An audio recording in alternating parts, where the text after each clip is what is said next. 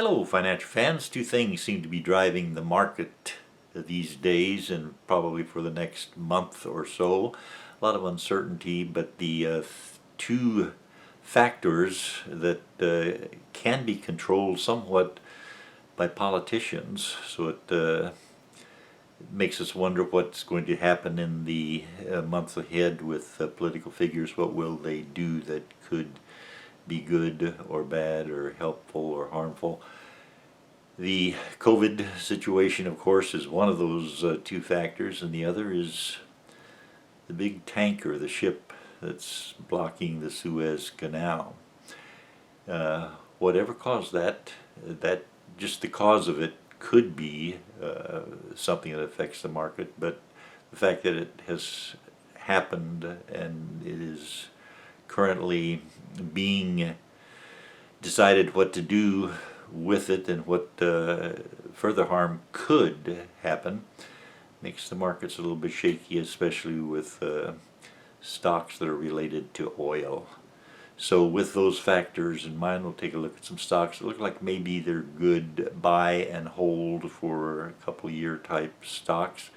And in the meantime, keep your eye on the Suez Canal and keep your eye on the politicians in various offices and see what they might do about opportunities for causing harm to the world economy, because some people might want to harm some nations' economies. And with that in mind, let's look at a stock that is known as Credit Suisse Group AG.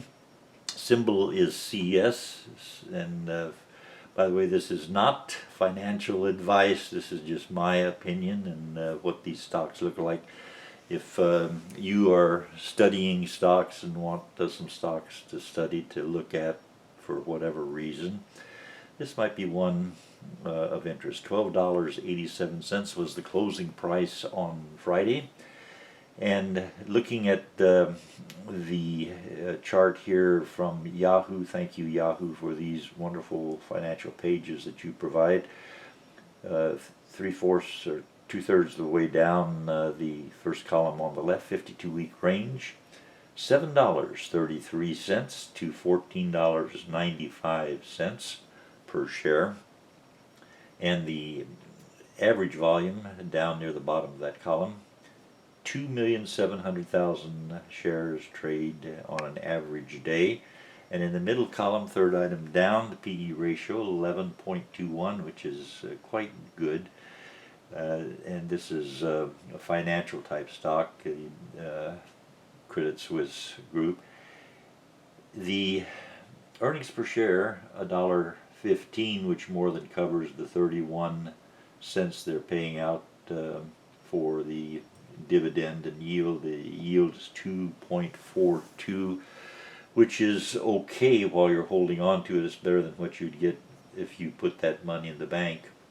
So 2.42, almost 2.5% dividend. And the 1 year target at near the bottom of the middle column, $15.08. If that turns out to be true, that'll be a nice increase in price, a stock that you might want to hold on to for a year or longer. Next we look at Entergy, with a little T there, not energy, but Entergy Corporation. ETR is a symbol, $98.44, very close to the $100 mark there per share.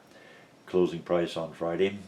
And look down 52-week range, $82.81 was the low for the past 52 weeks, and $113.36 was the high. So it has some headroom.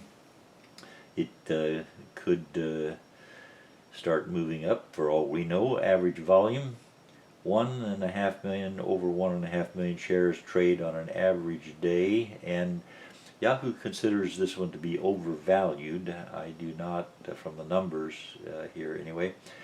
In the middle column, third item down, PE ratio 14.27, which is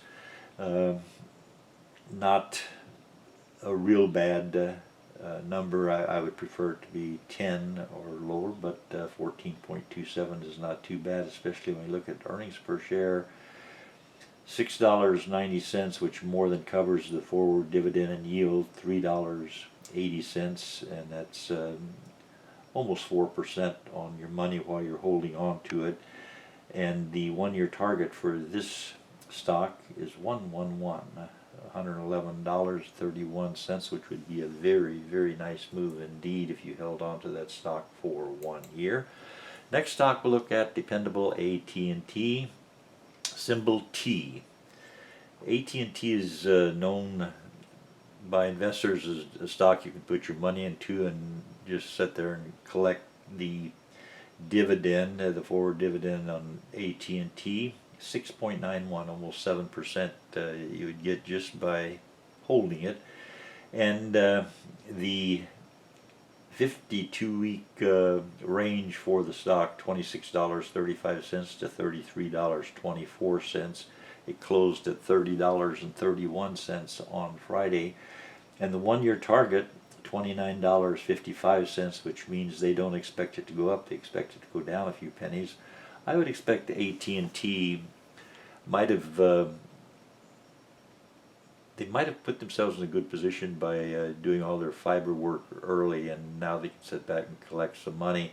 I would guess that the stock's going to go up. I have no idea how much, but I would certainly think it would go up at least to $30.32. It's I have held AT&T. I don't think I have it in my portfolio right now, but the dividend is very dependable. They're a long-time dividend-paying stock, and if you have money that you don't want to invest in any wild stocks that go up and down by 40 or 50%, you don't know which direction they're going to go, AT&T might be a good one to hang on to for a year.